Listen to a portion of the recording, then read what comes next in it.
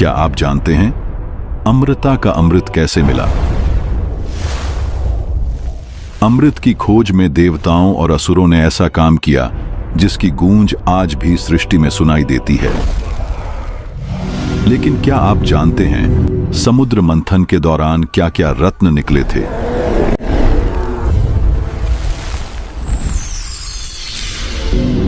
क्या आप जानते हैं सूर्य और चंद्र ग्रहण क्यों लगता है? क्या आप जानते हैं भगवान शिव को नीलकंठ क्यों कहा जाता है? और आखिर क्यों भगवान विष्णु को मोहिनी रूप धारण करना पड़ा? आज की देव कथा हम सुनेंगे ब्रह्मांड की सबसे अद्भुत कथा, समुद्र मंथन की अमर गाथा।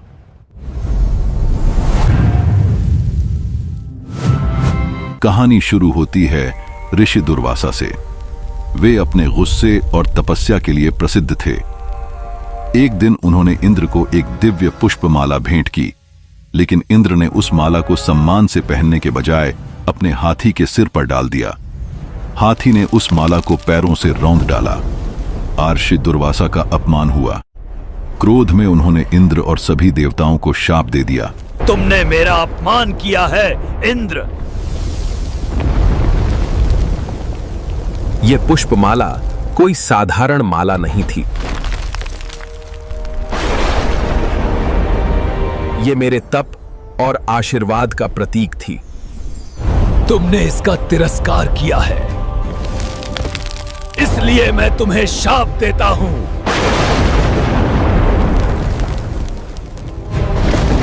तुम्हारी और समस्त देवताओं की शक्तियां क्षीण हो जाएंगी।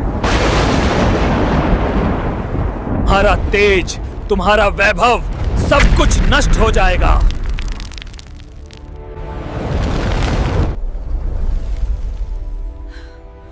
धीरे धीरे देवताओं का तेज मंद पड़ने लगा। संतुलन टूट चुका था। देवता कमजोर हो गए और असुरों ने स्वर्ग पर आक्रमण कर विजय पा ली। अब देवता शरण लेने पहुंचे भगवान विष्णु के पास। तभी भगवान विष्णु ने मार्ग सुझाया। यदि अमृत चाहिए तो क्षीर सागर का मंथन करना होगा। देव और दानव दोनों मिलकर इसे करेंगे, तभी अमृत की प्राप्ति होगी। देवता और असुर दोनों सहमत हुए। निर्णय हुआ कि मंदराचल पर्वत बनेगा मंथन दंड। मंदराचल पर्वत बनेगा मंथन दंड। वासुकी नाग बनेगा रस्सी। मैं बनूंगा रस्सी, मंथन का सेतु।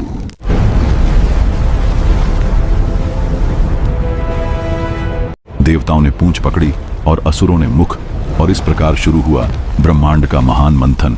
मंथन आरंभ होते ही संकट आ गया। प्रभु, पर्वत डूब रहा है, अब क्या होगा? मंदराचल पर्वत भारी होकर समुद्र की गहराइयों में डूबने लगा। देवता घबरा गए, लेकिन तभी भगवान विष्णु प्रकट हुए। उन्होंने कच्छप अवतार धारण किया और विशाल कछुए के रूप में समुद्र में उतर गए। अपनी पीठ पर पर्वत को धारण किया।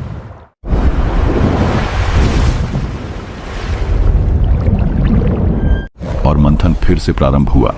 मंथन से जो कुछ निकला वह अद्भुत और भयावह दोनों था। सबसे पहले प्रकट हुआ कालकूट विष, इतना भयंकर कि उसकी ज्वाला से संपूर्ण सृष्टि जल सकती थी। देव और असुर दोनों आतंकित हो उठे। तभी महादेव प्रकट हुए। उन्होंने समस्त विष अपने कंठ में धारण कर लिया। विष की ज्वाला ने उनका गला नीला कर दिया और तभी से वे कहलाए नीलकंठ। यदि महादेव ने उस समय विष न पिया होता तो आज यह सृष्टि अस्तित्व में न होती। किंतु महासागर के मंथन से केवल विष ही नहीं निकला, बल्कि प्रकट हुए 14 दिव्य रत्न, जिन्होंने सृष्टि के संतुलन को सदा सदा के लिए बदल दिया। सबसे पहले प्रकट हुई कामधेनु गौ माता, जो समस्त इच्छाएं पूर्ण करती हैं। फिर उभरे ऐरावत हाथी, श्वेतवर्ण 4 दांतों वाला, जो इंद्र का दिव्य वाहन बना। उसके बाद प्रकट हुआ तेजस्वी उच्चैःश्रवा अश्व, दिव्य श्वेत घोड़ा, अपार गति और शक्ति का प्रतीक।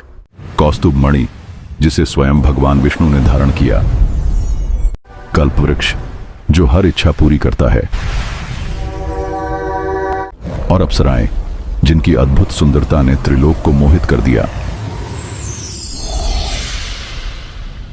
फिर उठा वरुणपान, दिव्य सुरा जिसे असुरों ने ग्रहण किया। इसके बाद क्षीर सागर से प्रकट हुआ शीतल प्रकाश का स्रोत चंद्रमा, जिसे स्वयं महादेव ने अपने मस्तक पर धारण किया। फिर प्रकट हुई महालक्ष्मी जी, धन और समृद्धि की देवी, जिन्होंने विष्णु को पति रूप में स्वीकार किया। इसके बाद निकला पारिजात वृक्ष, जिसके पुष्पों से इंद्रलोक सुगंधित हो उठा। और फिर प्रकट हुए धनवंतरी देव, देवताओं के वैद्य रूप में। उसके बाद प्रकट हुआ शंख, विजय और मंगल का प्रतीक, जिसे विष्णु ने धारण किया। फिर समुद्र ने दी सुंदर रत्न कन्याएं, जिनमें वरुणी जैसी दिव्य स्त्रियां सम्मिलित थीं। और अंततः निकला वह जिसकी खोज में यह महासंघर्ष हुआ था, अमृत कलश। अमृतत्व का अमृत। जैसे ही असुरों ने कलश देखा, वे लपक पड़े। उन्होंने अमृत पर कब्जा कर ली। देवता असहाय खड़े रह गए। लग रहा था कि सारा परिश्रम व्यर्थ हो जाएगा। तभी भगवान विष्णु ने लीला रची।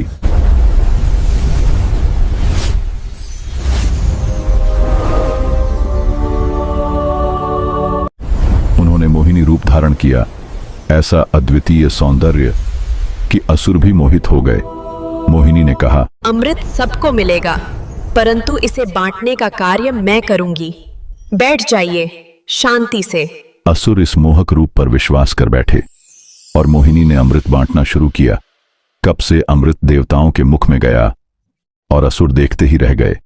किंतु एक असुर ने चालाकी दिखाई। आज अमृत मेरा होगा, मैं भी अमर हो जाऊंगा, कोई नहीं पहचान पाएगा। ये देव नहीं, ये असुर है।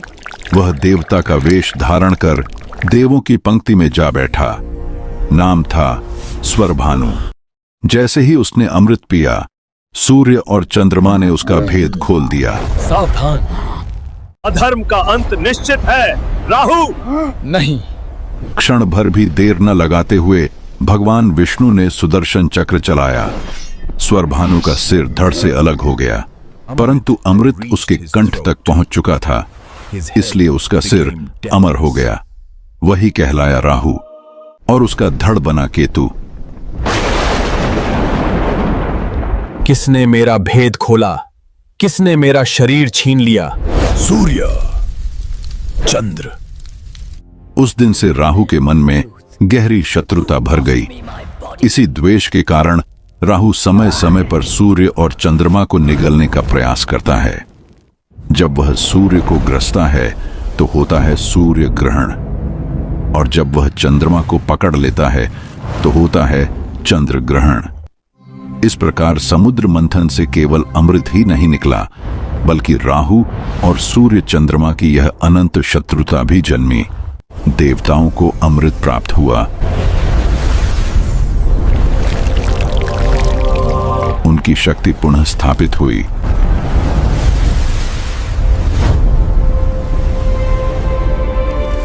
असुर पीछे हट गए।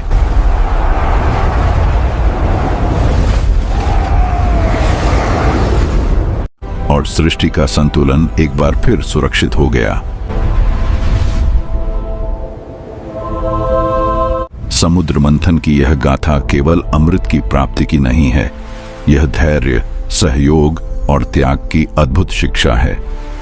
महादेव का विषपान, विष्णु का मोहिनी रूप और देव असुरों का संघर्ष आज भी हमें यह याद दिलाता है कि जब तक सहयोग और विश्वास है, तब तक असंभव भी संभव हो सकता है।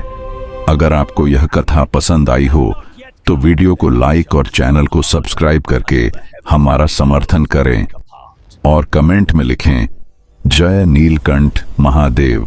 जय नीलकंठ महादेव।